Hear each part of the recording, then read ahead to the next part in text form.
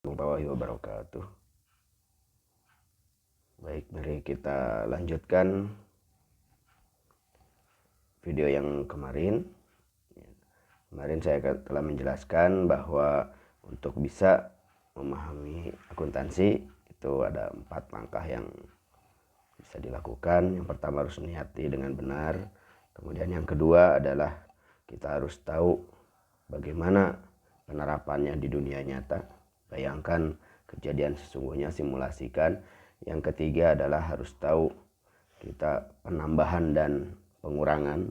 Ya, bisa kita lihat sini. Ya, bertambah atau berkurangnya.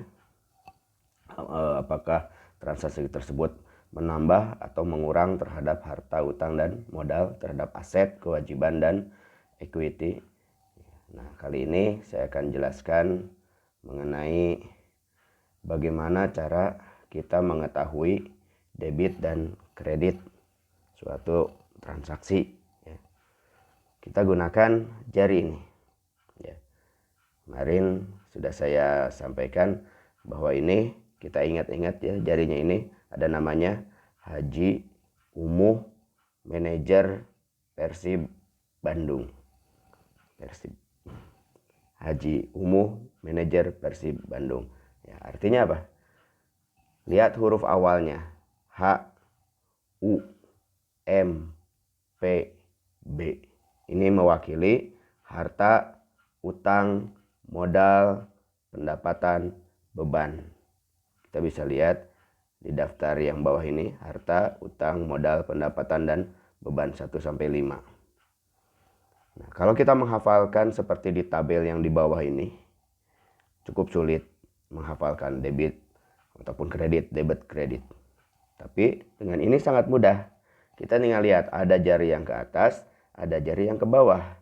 Harta dengan beban, jarinya ke atas. Artinya ini menunjukkan kenaikan atau penambahan. Sedangkan yang ke bawah, utang, modal, dan pendapatan, ini menunjukkan pengurangan. Ya, ke bawah itu. Artinya ini debit. Rumusnya ini debit, tidak begini kredit. Yang dihafalkan satu saja, begini debit, sudah.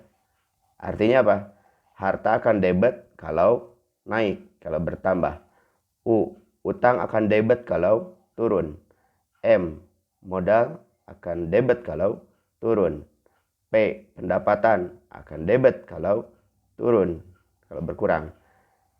B, beban akan debit kalau bertambah atau naik. Kita lihat contoh soal di latihannya.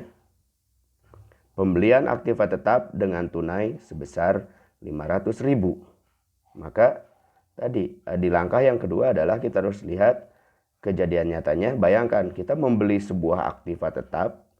Misalkan contoh komputer, kita membeli komputer, kita mengeluarkan uang dengan tunai. Artinya apa? Perubahannya atau transaksi ini merubah terhadap kita mendapatkan komputer, mengurangi uang. Komputer bertambah, uang berkurang. Komputer adanya di sini, ya, di harta.